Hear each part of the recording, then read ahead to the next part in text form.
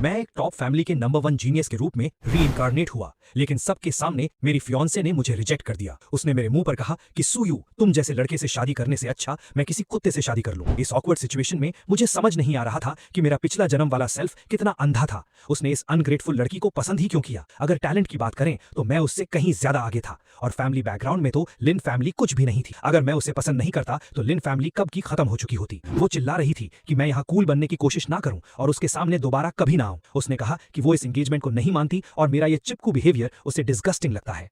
मैंने बोर होकर उससे कहा कि तुम बहुत लाउड हो, थोड़ा शांत रहो। एंगेजमेंट तोड़नी है तो तोड़ दो, इसमें इतना चिल्लाने की क्या जरूरत है? मेरी बात सुनकर वो शॉक रह गई। वहां खड़े भीड़ में लोग आपस में बात करने लगे कि क्या सूयू ने सच में ब्रेकअप एक्सेप्ट कर लिया है? ये क्या हो रहा है? प्लॉट ट्विस्ट कैसे आ गया? एक लड़का तो तुरंत अपने डैड को कॉल करने भाग गया ताकि वो अपनी फैमिली को इस न्यूज के बारे में अलर्ट कर सके। उसने मुझसे कहा कि सिर्फ बातों पर उसे विश्वास नहीं है, क्या मैं स्वेयर कर सकता हूँ? मैंने भी तुरंत स्वेयर कर लिया कि मैं सूयू अब से लिन पांगशी के लिए कोई फीलिंग्स नहीं रखूंगा और कल खुद आकर इस एंगेजमेंट को ऑफिशियल कैंसिल करूंगा। अगर मैंने अपना प्रॉमिस तोड़ा तो मेरा पूरा वजूद मिट जाएगा। उसने कहा कि ठीक है, वो इस बार मेरा विश्वास कर रही है। मैंने अपने आप से सोचा, ये ओवर कॉन्फिडेंट लड़की कितनी बेवकूफ है। स्वेयर करने का मतलब ये नहीं कि मैं तुझे, तेरी लिन फैमिली और उस मेन कैरेक्टर को जिंदा छोड़ दूंगा। ओरिजिनल बुक की स्टोरी के हिसाब से मेरा और मेरी सू फैमिली का फेट था कि हमें इस डेस्टिन हीरो के पैरों तले कुचला जाना था, पर अब मुझे अपनी लाइफ आसान और लंबी बनानी थी। इसलिए लिन फैमिली और उस डेस्टिन हीरो दोनों का मरना तय था। तभी मेरे दिमाग में एक आवाज आई, सिस्टम बाइंड कंप्लीट हो गया है। मैंने तुरंत पूछा कि इसके क्या फंक्शंस हैं। सिस्टम ने बताया कि उसका एम मुझे अल्टीमेट डेस्टिन्ड विलन बनाना है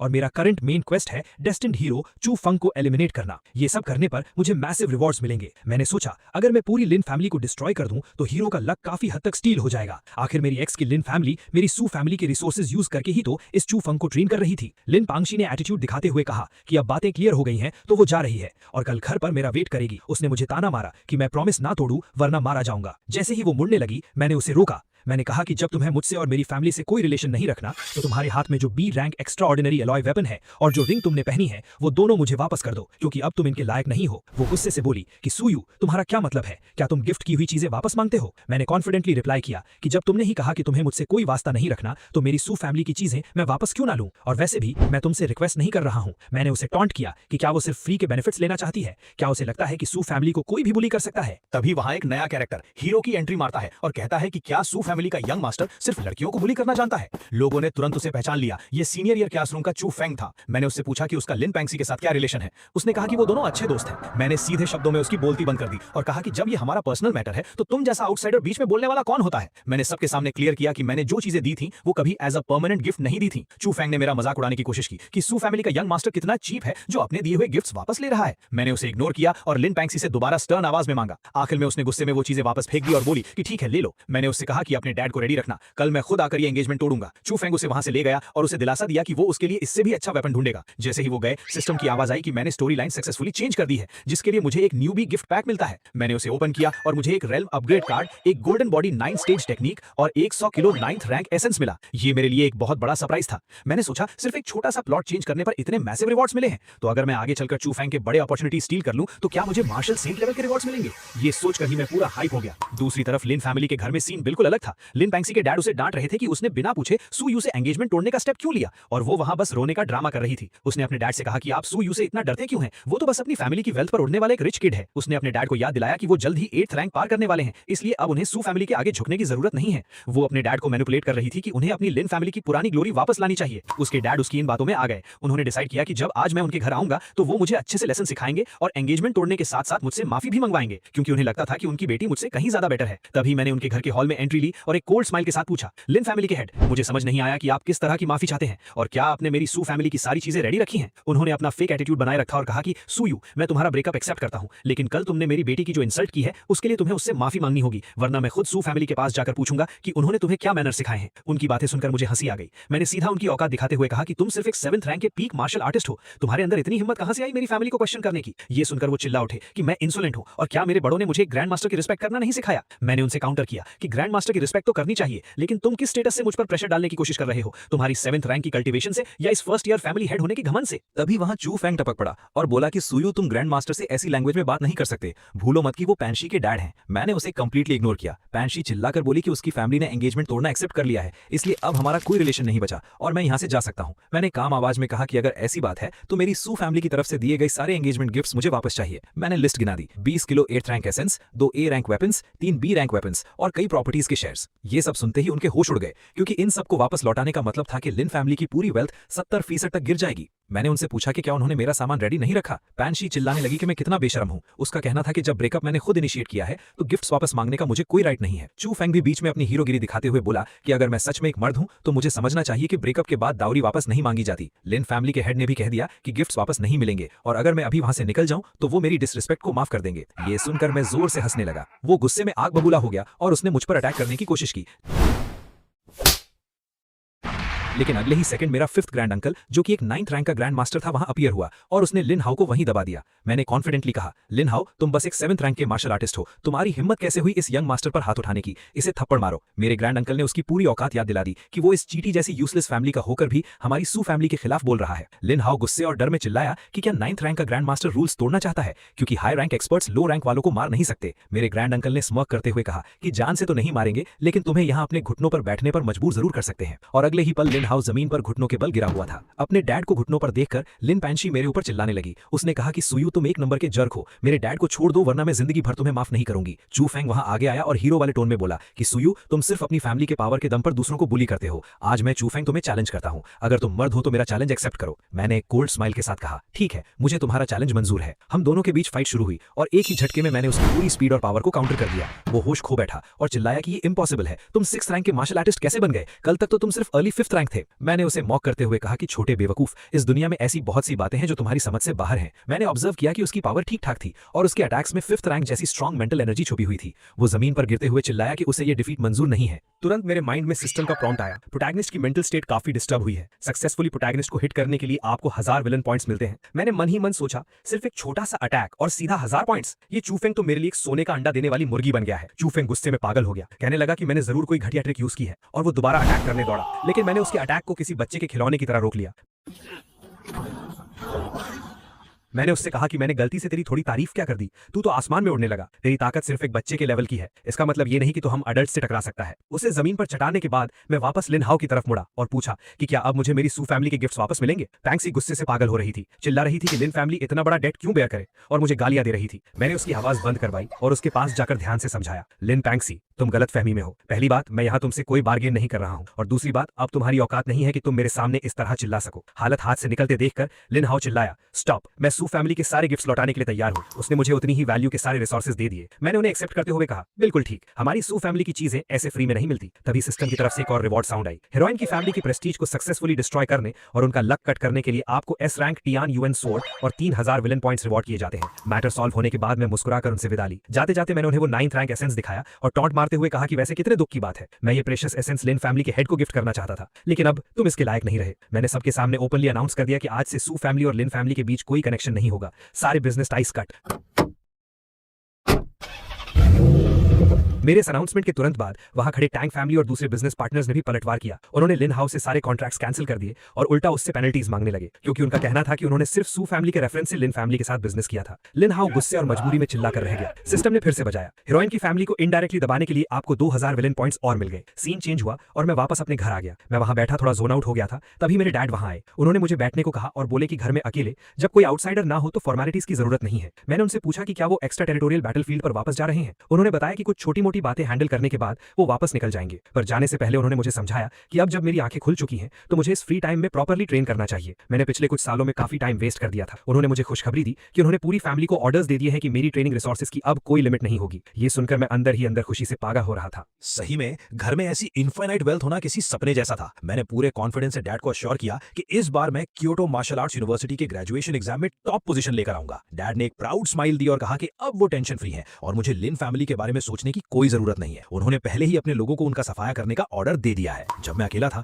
मैंने अपना स्टैट्स पैनल ओपन किया। मुझे पता था कि ये सारे विलन पॉइंट्स सिस्टम की शॉप में काम आएंगे। जब मैंने शॉप चेक की तो वहां ऐसे लेजेंडरी आइटम्स थे जिन्हें देखकर किसी भी हाई लेवल मार्शल सेंट की आंखें खुली की खुली रह जाएं। पर मैं बिल्कुल रिलैक्स था क्योंकि मुझे पता था कि आगे चलकर चूफंग के पास आने वाली सारी हिडन अपॉर्चुनिटीज को मैं चुरा लेने वाला हूं, तो पॉइंट्स की तो कमी आने ही वाली नहीं थी। मैंने प्लान बनाया कि इन पर थोड़ा और प्रेशर डाला जाए। मैंने अपने एक सबऑर्डिनेट को कॉल किया और ऑर्डर दिया कि मीडिया में ब्रेकअप की खबर स्प्रेड कर दो, लेकिन ट्विस्ट ये डालना कि लिन पैंगशी और चूफंग का चक्कर चल रहा था और लिन फैमिली ओपनली इस चूफंग पर अपना पैसा उड़ा रही थी। उसने तुरंत ऑर्डर एक्सेप्ट किया और जल्द ही हर जगह न्यूज हेडलाइंस बन गई। शॉकिंग, लिन फैमिली की शहजादी ने एंगेजमेंट तोड़ी क्योंकि वो सीक्रेटली किसी और आदमी को स्पॉन्सर कर रही थी। लोग आर्टिकल्स पढ़कर उनका मजाक उड़ाने लगे कि बाहर से इतनी इनोसेंट दिखने वाली लड़की अंदर से इतने गेम्स खेल रही थी।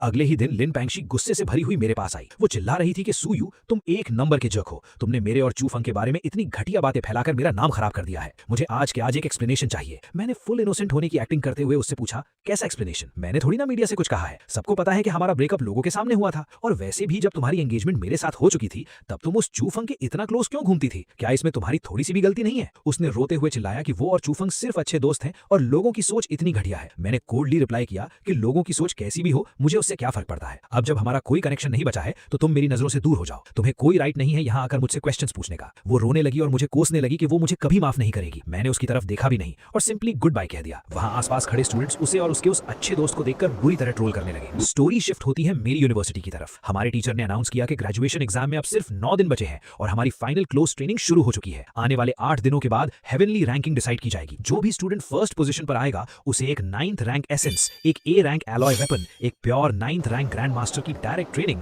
और साथ ही मिलिट्री में एक ल्यूटेनेंट की रैंक दी जाएगी। सेकंड और थर्ड आने वालों को भी 8th रैंक के रिसोर्सेज और सेकंड ल्यूटेनेंट की रैंक मिलेगी। उसी दौरान मैंने चूफंग की तरफ नोटिस किया और उसका ऑरा पहले से काफी अलग लग रहा था। वो ऑलरेडी 5th रैंक के मिड स्टेज तक पहुंच चुका था। मैंने अपने आप से कहा, कमाल है, एक नंबर का डेस्टिन प्रोटैगनिस्ट है ये। कुछ ही दिनों में सीधा एक बड़ा रैंक अपग्रेड कर लिया। उसकी स्पीड बिल्कुल अनरियल थी। मुझे रियलाइज हो गया था कि मैं इस चूफंग को आराम से लेवल अप करने नहीं दे सकता। मुझे उसके आगे आने वाले सारे अपॉर्चुनिटीज और लक को कट करना पड़ेगा। वहीं मीटिंग खत्म होती है और सब डिसबैंड हो जाते हैं। दूसरी तरफ चूफंग जोरों शोर से ट्रेनिंग में लगा हुआ था, पूरा फोकस अपनी ताकत बढ़ाने में, और अचानक उसने एक और ब्रेक थ्रू अचीव कर लिया। वो 5th रैंक के लेट स्टेज में पहुंच गया। उसकी आंखों में एक अजीब सा घमंड था और वो अपने आप से बोला कि अब चाहे 6th रैंक के अर्ली स्टेज वाले सामने आए, वो भी उसका सामना नहीं कर सकते। उसने कसम खाई कि वो मुझे अपने पैरों तले कुचल देगा और अपने उस पहले वाले थप्पड़ का बदला ले। फिर तो जैसे चूफंग बिल्कुल पागल ही हो गया। एक ही दिन के अंदर उसने हेवनली रैंकिंग के नंबर 9 को डिफीट कर दिया। उसने ओपनली अनाउंस किया कि ये नंबर 9 तो सिर्फ एक शुरुआत है, अब वक्त आ गया है कि रैंकिंग का नंबर 1 ये किंग भी अपनी जगह से हटे। उसने ये किंग को चैलेंज किया। पूरा ग्राउंड क्राउड से भरा हुआ था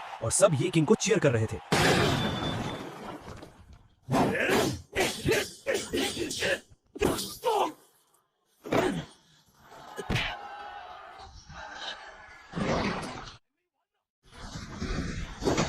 पर आखिर में चूफंग ने अपना पावर दिखाया और ये किंग को भी नॉकआउट कर दिया।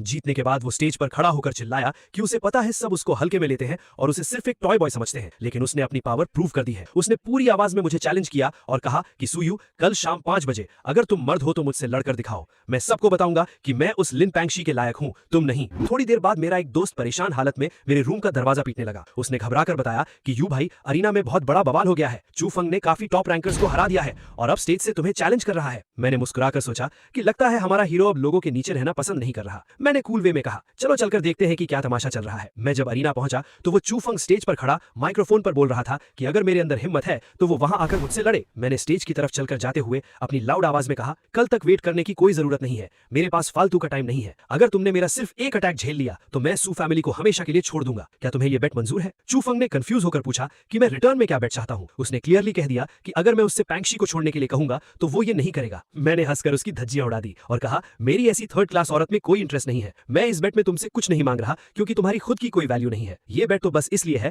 ताकि मैं तुम्हारा ये अनोइंग बोलना बंद करवा सकूं। चूफंग गुस्से में आकर बोला कि फालतू बातों का कोई फायदा नहीं, अभी इसी वक्त लड़ते हैं। दोनों स्टेज पर आमने सामने खड़े थे। उसने अपनी स्वॉर्ड निकाली और चिल्लाया कि सुयू, ये स्ट्राइक मेरे उस पुराने थप्पड़ का बदला है। उसने अपना ultimate star sword art use किया और हवा में जंप लगाकर मेरे सर के ऊपर से अटैक करने लगा। मैंने बिल्कुल बोल्ड टोन में कहा, मेरे अंदर एक प्रॉब्लम है कि मुझे पसंद नहीं कि कोई मेरे सर के ऊपर उड़ने की कोशिश करे। वो एटीट्यूड में चिल्ला रहा था कि मैं इस अटैक को डिफेंड नहीं कर पाऊंगा और मुझे सरेंडर सरेंडर कर देना चाहिए। मैंने सिर्फ एक वर्ड कहा, नॉइजी, और एक छोटी सी मूवमेंट के साथ मैंने उसके इस सबसे स्ट्रॉन्ग अटैक को मिट्टी में मिला दिया। चूफेंग शॉक से पागल हो गया कि ये कैसे पॉसिबल है। मैंने उसे याद दिलाया, मैंने कहा था ना कि मुझे पसंद नहीं कोई मेरे सर पे चढ़े। अब मैं सिर्फ एक स्ट्राइक करूंगा, अगर बच गए तो मैं हमेशा के लिए चला जाऊंगा। मैंने अपना हेवनली स्किल यूज किया और उसके ऊपर एक मैसिव प्रेशर ड्रॉप किया। चूफेंग चिल्लाया कि ये इम्पॉसिबल है और उसने अपने सारे अल्टीमेट मूव्स लगाने की कोशिश की, लेकिन एंड में वो बुरी तरह जमीन पर धूल चाट रहा था। आखिर में उसके स्कूल के एक टीचर ने आकर उसकी जान बचा ली। चूफेंग ने थोड़ी शर्म के साथ अपने टीचर से माफी मांगी कि उसने उन्हें डिसअपॉइंट किया है। उसके तुरंत बाद स्कूल के वाइस प्रिंसिपल हान ने आकर मुझे डांटना शुरू कर दिया कि मैं चैलेंज मैच में जान से मारने का अटैक कर रहा था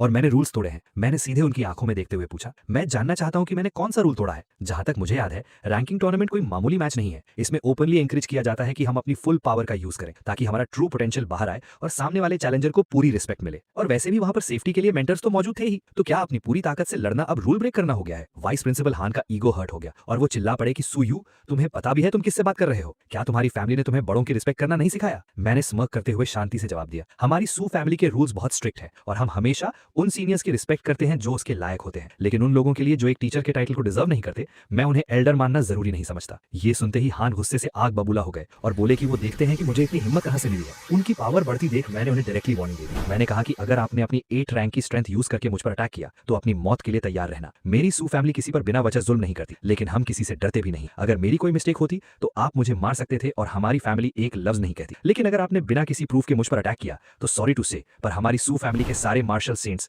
9th रैंक और 8th रैंक के वॉरियर्स आपको मिट्टी में मिला देंगे। वाइस प्रिंसिपल हान जोर से हंसने लगा और बोला कि एक छोटा सा बच्चा पूरी सू फैमिली को रिप्रेजेंट नहीं कर सकता। मैंने भीड़ में खड़े अपने भाइयों की तरफ देखा और पूछा, मेरे भाइयों, अगर इस वाइस प्रिंसिपल ने मुझे बिना किसी रूल तोड़े मार दिया तो तुम लोग क्या करोगे? मेरे सवाल पर सभी ने एक साथ शेर की तरह दहाड़ कर कहा कि अगर हमारी फैमिली के किसी भी मेंबर को अन्याय से मारा गया तो पूरी फैमिली अपना सब कुछ लगाकर इस आदमी और इसकी ब्लड लाइन का नामो निशान मिटा देगी। इस धमाके के बीच मेरे सेकंड ग्रैंड अंकल भी वहां आ पहुंचे। उन्होंने अपनी डीप और स्ट्रॉन्ग आवाज में कहा कि हान वाइस प्रिंसिपल, मैं भी यहाँ हूँ, मुझे भी सुनना है कि मेरे पोते ने आखिर कौन सा गुनाह किया है। अगर इसने रूल्स तोड़े हैं तो इसे सूली पर चढ़ा दो, सू फैमिली कभी शिकायत नहीं करेगी। लेकिन अगर आप रीजन नहीं दे पाए तो चाहे हमें सेंट ये जैसे लेजेंड से दुश्मनी करनी पड़े, हम आपसे बदला जरूर लेंगे। ये सुनते ही वाइस प्रिंसिपल का पसीना छूट गया। वो थोड़ा स्टटर करते हुए बोला कि ये एक स्कूल है और रूल ब्रेकर्स को पनिश करना स्कूल का राइट है। मैंने डायरेक्ट स्कूल के मेन प्रिंसिपल की तरफ देखा जो वहां आ चुके थे और पूछा कि प्रिंसिपल सर, आप बताएं कि क्या मैंने कुछ गलत किया है? हेवनली रैंकिंग के नंबर 1 ने मुझे चैलेंज किया और एज अ लोअर रैंकर मैंने अपनी पूरी ताकत लगाई। इसमें किस रूल का वायलेशन हुआ है? जब कोई रूल नहीं टूटा तो ये वाइस प्रिंसिपल मुझे किस बात की सजा देना चाहते हैं? प्रिंसिपल ने अग्री किया और वाइस प्रिंसिपल हान को पब्लिक के सामने मजबूर होना पड़ा ये कहने के लिए कि उन्होंने मुझे फॉल्सली अक्यूज किया है और वो माफ मांगते हैं। लेकिन मैंने कोल्डली आंसर दिया कि मुझे आपकी ये सॉरी एक्सेप्ट नहीं है। मेरे ग्रैंड अंकल ने एक ही झटके में हान पर एक बड़ा स्ट्राइक किया। उन्होंने कहा कि मेरी सू फैमिली पर कीचड़ उछालने की कीमत सिर्फ एक नकली माफी से नहीं चुकाई जा सकती और ये थप्पड़ एक मार्शल सेन फैमिली को डिसरेस्पेक्ट करने का नतीजा है। अपने टीचर को पिटता देखकर चूफोंग का हीरो मोड ऑन हो गया। उसने एक ड्रामेटिक लाइन मारी, सू यू, इस दिन को याद रखना, 30 साल नदी के इस पार और 30 साल उस पार। आज तुमने अपनी फैमिली की बैकिंग का फायदा उठाकर मुझे और मेरे टीचर को झुकाया है, पर एक दिन मैं खुद आकर अपने इस इंसल्ट का बदला लूंगा। मैंने बस उसकी इस मूवी जैसी डायलॉग डिलीवरी पर हंस दिया और कहा कि ठीक है बच्चे, तब तक जी जान से मेहनत करते रहना। आखिर में प्रिंसिपल ने स्ट्रिक्टली अनाउंस कर दिया कि इस चैलेंज के ट्रू विनर सू यू हैं। प्रिंसिपल ने एक और शॉकिंग खबर सुनाई। उन्होंने अनाउंस किया कि कल रैंकिंग लॉक होने के बाद टॉप 20 स्टूडेंट्स को हमारे 9th रैंक्ड ओल्ड प्रिंसिपल के मार्शल आर्ट्स की लेगेसी को इनहेरिट करने का चांस मिलेगा। ये सुनकर पूरे क्राउड में आग लग गई। सब एक्साइट हो गए क्योंकि एक 9th रैंक्ड ग्रैंड मास्टर की इनहेरिटेंस बाकी सभी आइटम से ज्यादा प्रेशियस थी। फिर प्रिंसिपल ने सेफली और पोलाइटली मेरे फैमिली एल्डर्स को वहां से निकलने का रिक्वेस्ट किया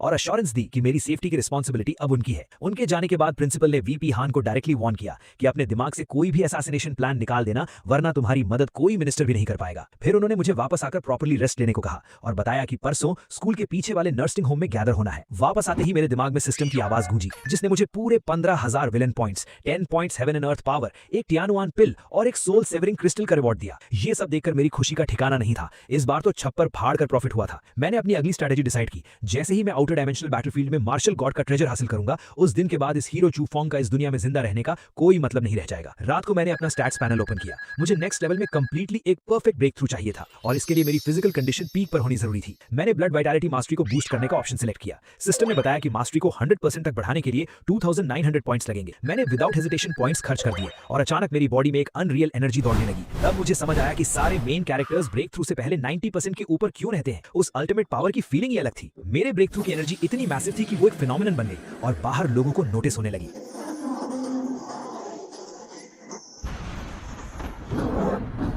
लोग आसपास पॉइंट आउट करके बोलने लगे कि सुयू के विला के ऊपर से निकल रही ये एनर्जी तो हेवनली सोल ग्रैंड मास्टर बनने की है। ये बात सुनकर मेरे ग्रैंड अंकल्स भी तुरंत वहां आ गए और उनकी आंखें हैरत से फटी की फटी रह गईं। उन्हें लगता था कि मैं एक लड़की के पीछे बर्बाद हो रहा हूं, पर उन्हें यह नहीं पता था कि मैं सीक्रेटली ग्रैंड मास्टर लेवल पर पहुंच गया था। आसमान में बिजलियां कड़कने लगी, पर वो डिस्ट्रक्शन वाली बिजलियां नहीं थी, उनके अंदर एक रिच लाइफ फोर्स छुपी हुई थी, जैसे डिस्ट्रक्शन के अंदर नया जन्म। मैंने उस लाइफ फोर्स को कैच किया और अपनी बॉडी के अंदर इमोर्टल सब्सटेंस बनाना शुरू कर दिया। कुछ देर की इंटेंसली हार्ड ट्रेनिंग के बाद मैंने आखिरकार अपने आप को 7th रैंक की ग्रैंड मास्टर रैंक में सक्सेसफुली अपडेट कर लिया। मेरी बॉडी ऐसे ग्लो कर रही थी जैसे अंदर एक आग जल रही हो। मैं खुद से सोचने लगा कि एक टिपिकल 7th रैंक वॉरियर के कंपैरिजन में अब मेरा कॉम्बैट पावर कितना डेडली होगा। मुझे इतना कॉन्फिडेंस था कि मैं अकेले ही आउटर स्पेस बैटलफील्ड पर किसी को भी मार सकता था। मेरे ग्रैंड अंकल ने मुस्कुराकर मेरी पूरी बॉडी का फाउंडेशन और सॉलिड ऑरा देखते हुए मेरी जमकर तारीफ। मैंने प्योरली हम्बल होकर थैंक यू कहा। उन्होंने बड़े फख्र से कहा कि जिस स्पीड से मेरा टैलेंट ग्रो हो रहा है, अगली 20 साल में मैं 9th रैंक और 50 साल के अंदर मैं एक फुल फ्लेजेड मार्शल सेंट जरूर बनूंगा। उन्होंने मुझे आराम करने का एडवाइस दिया और फिर से रिमाइंड करवाया कि कल ओल्ड नर्सिंग होम आना मत भूलना। अगले दिन जब मैं उस ओल्ड नर्सिंग होम पहुंचा, प्रिंसिपल हम सबको पुराने रिटायर्ड ओल्ड जाओ के पास ले जा रहे थे।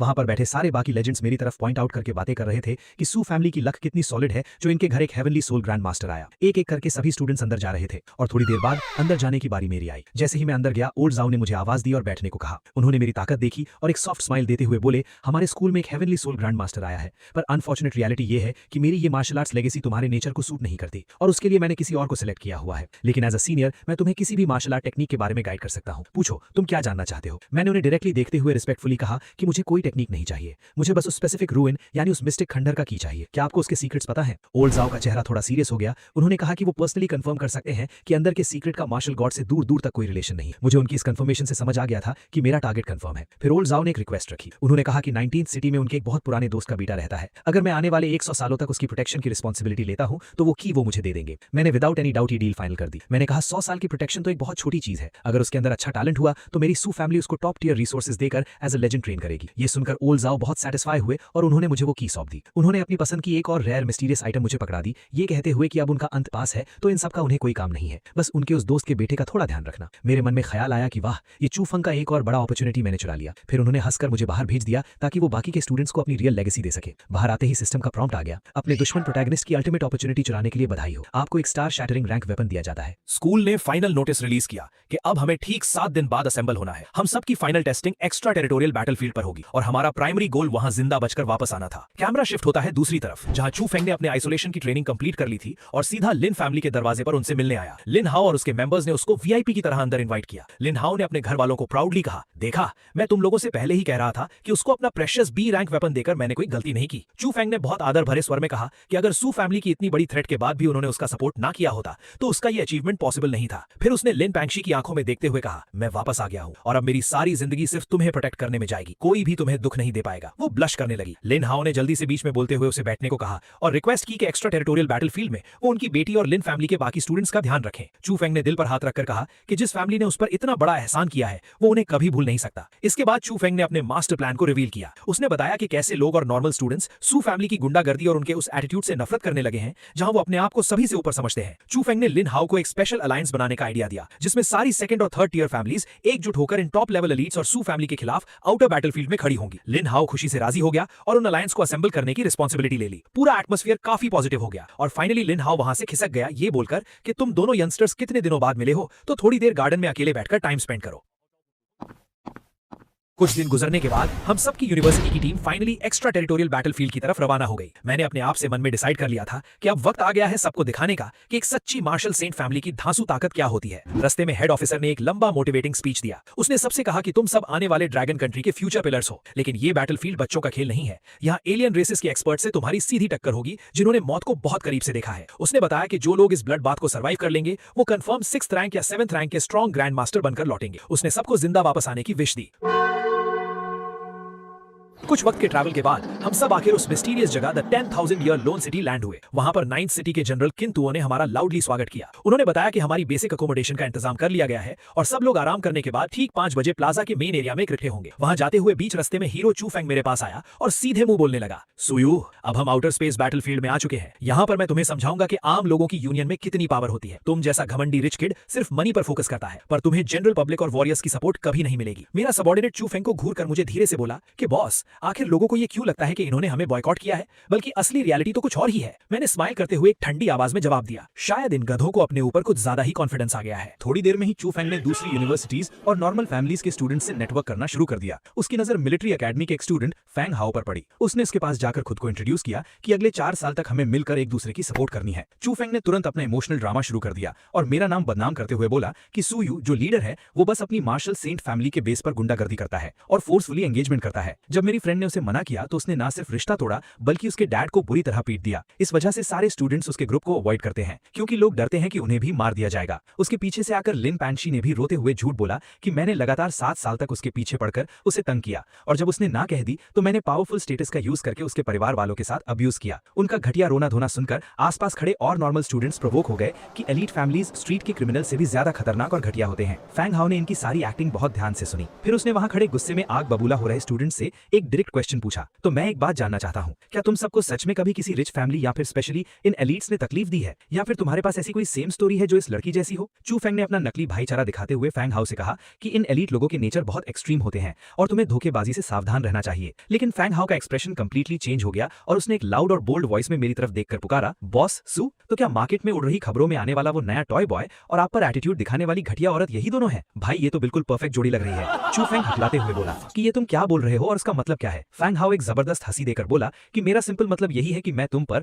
और तुम्हारी साइड में खड़ी इस फेक औरत पर पूरे दिल से हंस रहा हूं। फिर फैंग हाओ अपनी एकेडमी के बाकी लॉन्डो की तरफ मुड़ा और चिल्लाकर पूछा कि भाइयों और मेरे एकेडमी के सोल्जर्स, मुझे इस एक डाउट का आंसर देना, तुम इन लोगों पर विश्वास करते हो या अपने बॉस सू यू पर? मैंने भीड़ की तरफ कदम बढ़ाते हुए उन्हें उस कुएं के मेंढक की कहावत सुनाई। मैंने उन लोगों की आंखों में झांकते हुए पूछा कि क्या तुम सबको सच्ची में लगता है कि तुम्हारे चंद खोखले शब्दों से पूरी दुनिया को बेवकूफ बनाया जा सकता है? चू फेंग का पसीना निकल गया और वो बोला कि सू यू, आखिर तुमने ये कौन सा नया प्लान तैयार कर लिया है? फैंग हाओ ने अकड़ते हुए जवाब दिया, भूल जाओ कि यहाँ किसी ने गेम खेला है। तुम्हारी और उस लिन फैमिली की रियलिटी की इन्वेस्टिगेशन हम सालों पहले निकाल चुके हैं। अगर हम यहाँ इस आउटर बैटलफील्ड के रूल्स में फंसे ना होते ना तो हमारे एकेडमी के पूरे 3000 स्टूडेंट्स सिर्फ तुम दोनों से अकेले में चैट करने के लिए सीधा तुम्हारे घर में घुस गए होते। मैंने भीड़ में लाउड वॉइस में कहा, मेरे भाइयों, इन्हें लाउडली बताओ, क्या तुम्हें लगता है कि सू यू किसी के घर में फोर्सफुली घुसकर उसे बुली करता है? पूरे 3000 सोल्जर्स ने एक साथ चिल्लाकर कहा, बिल्कुल नहीं। मैंने उन जनरल स्टूडेंट्स की तरफ उंगली की और पूछा, तो अब बताओ चू फेंग, ये लोग तुम्हारी सिंगल झूठी स्टोरी पर यकीन करेंगे या मेरे इन 2762 हार्ड वर्किंग ब्रदर्स पर? मैंने वापस उन भाइयों से पूछा, क्या तुम्हें मेरी फैमिली के उस हाईएस्ट मार्शल सेंट रैंक से डर लगता है? उन्होंने कहा, कभी नहीं। फिर मैंने डीपली लास्ट सवाल किया,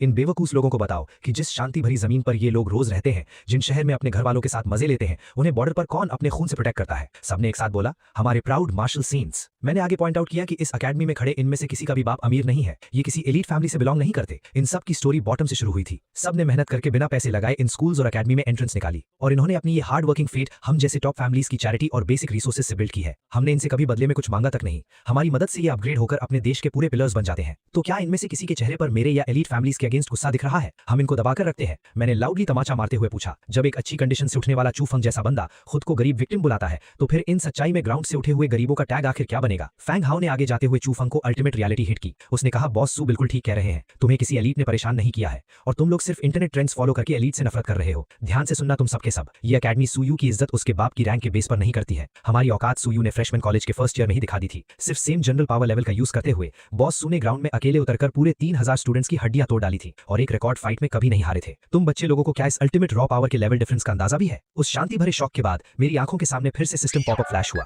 नोटिस, मेन कैरेक्टर चू फेंग की ओवरऑल इज्जत पूरी तरह मिट्टी में मिल गई है। बधाई हो, तुम्हें नए 3000 विलन पॉइंट्स मिलते हैं। इसके साथ एक जुयान पिल का पैकेज भी दिया गया जिसके एक ट्राई से मेरी current 7th rank grand master power एक छोटे रैंक लेवल अप कर लेगी। मैंने एक चालू हंसी हंसते हुए खुद को बोला कि मैंने इस आलसी भेड़ चू फेंग का फिर से खूब फायदा उठा लिया है। सच में ऐसी छोटी मोटी शीप को जिंदा रखने में अलग ही स्वाद और फायदा है। जब तक इसका पूरा मास फैट लेवल नहीं बढ़ जाता, उसको जिंदा रखने में ही रियल फायदा है। इस हाई वोल्टेज ड्रामा के तुरंत बाद हमारे ऑफिसर जनरल ने ग्राउंड पर आके ऑफिशियल मैसेज पास करना स्टार्ट किया। उन्होंने अपनी स्पीच की शुरुआत में कहा कि ये कैंप एक ऐसी लोकेशन पर स्थित है जो ह्यूमन रेस बाउंड्री के बीच के सेंटर सेक्शन में पड़ता है, इसलिए तुम्हें करंट सेफ्टी अटैक के बारे में डरना नहीं चाहिए। उन्होंने याद दिलाया कि तुम्हारा एक सिंपल मिशन अगले 4 साल जिंदा रहकर ग्रेजुएशन पूरा करना है और दूसरा इंपॉर्टेंट गोल यहाँ पॉइंट्स जमा करना है। 4 साल बाद जिनके पास गिवन नंबर ऑफ पॉइंट्स होंगे उन्हें सक्सेसफुल ग्रेजुएट किया जाएगा। ये सब points direct alien battles win करने, इंपॉर्टेंट रेयर मटेरियल उन्हें जमा करने और जंगल के डेडली बीस्ट्स को मारकर उनके कोर्स लाने से मल्टीप्लाई होंगे। कोई नया रिसोर्स जोन मार्क करने से पॉइंट्स ऑटोमेटिकली प्लस हो जाएंगे, लेकिन उन्होंने स्पेशली ये बात पॉइंट आउट करी कि किसी भी रेयर मटेरियल को जबरदस्ती आर्मी को देना रिक्वायर्ड नहीं होगा। ये प्योरली बस मार्क्स बढ़ाने का ऑप्शन होता है। फ्री एक्टिविटीज शुरू करने से पहले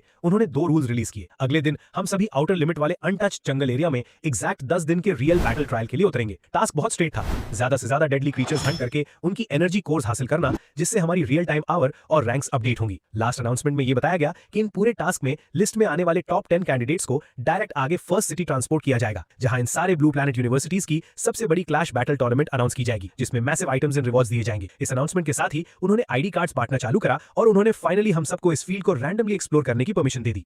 मेरे पापा सू लॉन्ग की तरफ से कम्युनिकेशन आया। थोड़ी देर में मुझे बुलाया गया उनके पास। पापा ने कहा, इस बार तुम्हें बुलाया है क्योंकि कुछ बातें बतानी है। कल की 20 असेसमेंट में जाने की जरूरत नहीं, बेस में आराम से कल्टीवेशन करो। असली काम यह है कि इस बार के 5 रीजन्स एक्सचेंज कंपटीशन में मुझे चाहिए कि तुम नियॉन और हेफे रीजन वाले रिप्रेजेंटेटिव स्टूडेंट्स को टेस्ट करो। उनमें कुछ अलग सा नोटिस करना है। हमें खबर मिली है कि इन दोनों रीजन्स पर शक है कि वो एलियन रेस के साथ मिले हुए हैं। मैंने कहा, यह काम मुझ पर छोड़ दो, चूंकि आपने इतनी हिम्मत दिखाई है तो मैं इसे पूरी तरह संभाल लूंगा। पापा ने कहा, अगर इस मामले में एक मार्शल सेंट इन्वॉल्व है तो मुझे शांति मिल गई। फिर उन्होंने कहा, बेटा, असेसमेंट खत्म होने के बाद मैं फ्रंट लाइन जाकर तुम्हारे ग्रैंडफादर से मिलना चाहता हूं। वो भी तुमसे मिलने को बहुत बेचैन है, पर अफसोस फ्रंट लाइन पर एक एलियन रेस का मार्शल सेंट उन पर इतनी नजर रखता है कि वो वहां से निकल ही नहीं पाते। फिर पापा ने जनरल क्विन से कहा, ठीक है, अब इतना ही। जनरल क्विन, तुम्हें परेशान करने के लिए माफी। जनरल क्विन ने कहा, फैमिली हेड, आप ऐसी बात क्यों कह रहे हैं? मेरी जान तो आपने ही बचाई थी उस साल, और आपने तो मेरे लिए 9th ग्रेड ब्रेक थ्रू के रिसोर्सेज भी तैयार किए थे। मैं तो सिर्फ यंग मास्टर को बुलाने आया हूं, कोई बड़ी बात नहीं। पापा ने ठीक किया, रिसोर्सेज तो तुमने अपनी मिलिट्री मेरिट से एक्सचेंज किए थे, मैंने तैयार नहीं किए थे। ये बात साफ रहनी चाहिए। मैंने जनरल क्विन को बधाई दी। कंग्रेचुलेशंस जनरल क्विन, आप जल्द ही 9th ग्रेड ग्रैंड मास्टर बनने वाले हैं। लगता है आपका लेफ्टिनेंट जनरल तक प्रमोट होना भी बस वक्त की बात है। जनरल क्विन ने हंसते हुए कहा, सू यंग मास्टर मजाक कर रहे हैं, ये तो सिर्फ लक है। फिर उन्होंने कहा, चलो मिलिट्री बेस में कुछ खाते हैं। इतने सालों से नहीं आए तो शायद बीस्ट मीट का स्वाद ही भूल गए होंगे। असेसमेंट खत्म होने पर चू फैंग ने एक डरावना सा स्कोर बनाया। 7280 पॉइंट्स के साथ 20 7वें ग्रेड के बीस्ट को मारकर पहला नंबर लिया। ये चिंग दूसरे नंबर पर, फैंग टिंग तीसरे नंबर पर, और इस तरह एक्सचेंज कंपटीशन की सीट्स ऑफिशियली लॉक हो गई। इंस्ट्रक्टर ने कहा, मैं पहले सिटी लॉर्ड के रेसिडेंस में रिपोर्ट देने जाता हूं, तुम सब यहां आपस में मिल लो। फिर वहां कंपटीशन के दौरान एक छोटा सा ड्रामा शुरू हो गया। एक आदमी लिन पैंक्सी को छेड़ते हुए बोला, सुंदर हो पर सिर्फ 5th ग्रेड होकर भी कंपटीशन में आ गई। लगता है तुम्हारे ज़ेनजियांग की मार्शल डाउ बहुत कमजोर हो गई है। आज रात किसी जगह बैठकर थोड़ा ड्रिंक नहीं करते? वो लड़की गुस्से में बोली, कितना घिनौना आदमी है। उसके पास खड़े चू फैंग ने कहा, अभी हाथ मत उठाओ, इन्हें थोड़ी देर और जीने दो, अरीना में मैं इन्हें इसकी कीमत चुकवा दूंगा। फिर अचानक एक लड़की अरीना में आई। वो आदमी फिर बोला, सुंदर हो, मैं तुम्हें अलग से बात करने के लिए इन्वाइट करना चाहता हूँ, थोड़ी मार्शल डाउ की डिस्कशन कर लेते हैं, कैसा रहेगा? Get lost. उसने जवाब दिया, औरत, ये ऑर्डर है, रिक्वेस्ट नहीं। तभी मैं वहां पर गया और उसे जमीन पर दे मारा। हम जैसे लोगों से बात कर पाना तुम्हारी जिंदगी का सबसे बड़ा सौभाग्य है। अगर ठीक से बोलना नहीं आता तो चुप ही रहो। वो गुस्से में फट पड़ा, कमीने, मुझे हाथ लगाने की हिम्मत कैसे की? मैं जरूर तुम्हें इसकी भारी कीमत चुकाऊंगी, छोड़ो मुझे। किसी ने उसे रोका। फिर वो बोली, आज अगर कोई जवाब नहीं मिला तो ये मामला यहीं खत्म नहीं होगा। मैंने कहा, धमकी दे रही हो मुझे? वो फिर बोली, कमीने, ले मेरा एक पंच। तभी झगड़ा शुरू हो गया।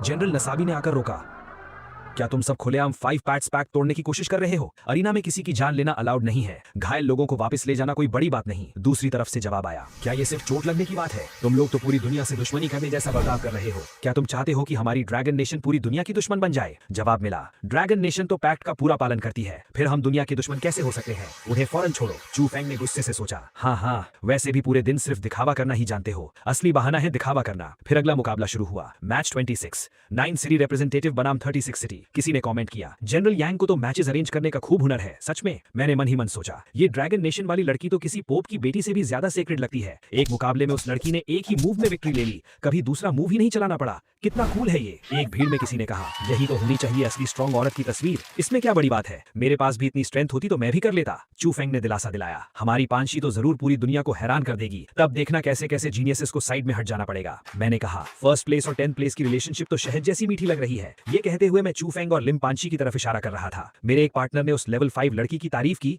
जिसने लेवल 6 के 20 जीनियसेस को हराकर 10th रैंक हासिल की थी। मैंने उसको बताया कि उसके पास जरूर फीमेल सेंट जैसी टैलेंट होगी। पार्टनर ने कहा, मैं तो छोटी सोच रखता था, इतना हेवन डिफाइंग टैलेंट है तो इस बार की असेसमेंट सुरक्षित है, अनराइवल्ड है बस। फिर चू फेंग कहने लगे, सू यू, इतना सार्काज़म मत दिखाओ, जब अरीना में आओगे तो मैं तुम्हें पांशी के सामने घुटनों पर झुकवाकर माफी मंगवाऊंगा। मैंने कोल्डली उसके मुंह पर हंसकर बोल दिया कि मैं एक्चुअली देखना चाहता हूं कि अरीना में आखिर उसकी खुद की मौत कैसे होती है। अगले मैच में हमारी 39 सिटी का मुकाबला 36 सिटी की टीम के साथ मीले मोड में होना था। मैंने अरीना में आकर उन घमंडी दुश्मनों को बता दिया कि अब उनका मरने का वक्त आ गया है। वो बदले में मुझे जान से मारने की धमकियां देने लगे। जैसे ही फाइट शुरू हुई, चू फेंग वहां सबका बॉस बनने की एक्टिंग करने लगा और सबको अपनी स्ट्रेटेजी बताने लगा। उसने डिसाइड किया कि दुश्मन के लेवल 6 वाले लोग फिजिकल स्ट्रेंथ में बहुत स्ट्रांग हैं, इसलिए वो अकेले 2 लोगों को रोकेगा और बाकी सब दूसरों को हैंडल करेंगे। ये सुनकर एक लड़के ने उसकी इस बॉसी एटीट्यूड को कंप्लीटली ताना मारा, पर वो आगे बढ़ गया। मैंने चू फेंग को टोकते हुए साफ कह दिया कि मुझे उसकी कोई भी स्ट्रैटेजी सुनने में बिल्कुल इंटरेस्ट नहीं है। मैंने उन ओपोनेंट्स को ललकारा और कहा कि अगर उनमें हिम्मत नहीं है तो जमीन पर घुटने टेक कर भीख मांगे। वो गुस्से में आकर मुझे जिंदा गाड़ने दौड़े।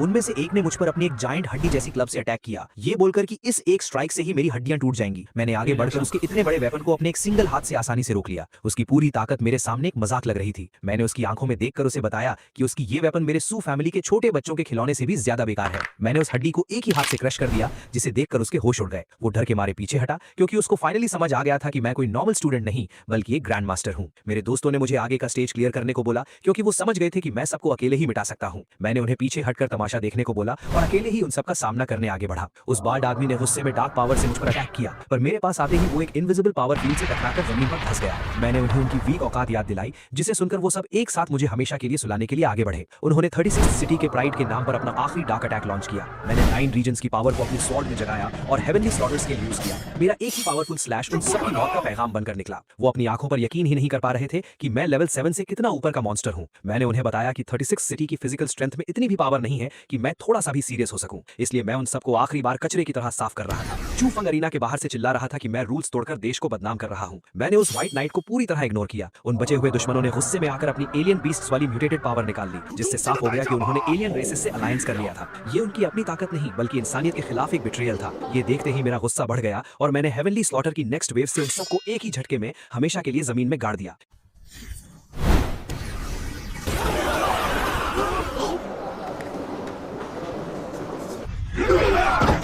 ये सब देखकर नसाबी और शेंडाई जाओ चांग जैसे जनरल्स गुस्से में पागल हो गए और उन्होंने मुझ पर रूल्स तोड़ने का नाटक करके मुझ पर अटैक करने का फैसला किया। मैंने यांग जिन को साइड किया और शेंडाई जाओ चांग की तरफ पॉइंट करते हुए पूरी दुनिया को बताया कि उन सब में कितना बड़ा खोट है। मैंने उसको और उसकी आर्मी को एक घटिया कचरा बताया जो मेरे रास्ते का कांटा नहीं बन सकते थे। नसाबी ने आगे बढ़कर मुझे धमकाया कि उसका बाप लेवल 9 पर है और वो एक होली गॉड का स्पेशल डिसाइपल है, इसलिए मैं उसे मार नहीं सकता। मैंने जोर से हंसकर उसको सिखाया कि जिसे वो होली गॉड बोलता है वो सिर्फ एलियन रेस का पाला हुआ एक सस्ता कुत्ता है। मैंने अपनी स्वॉर्ड स्विंग की और उस बाल जनरल को भी बिना सोचे समझे एक ही बार में सीधा नर्क भेज दिया। उसके बाद शेंडाई जाओ चंग अपनी लेवल 8 की लाइटनिंग पावर के साथ हवा में उड़ते हुए मेरे ऊपर अटैक करने आया, ये सोचकर कि मैं उसके इस अल्टीमेट मूव के सामने नहीं टिक पाऊंगा।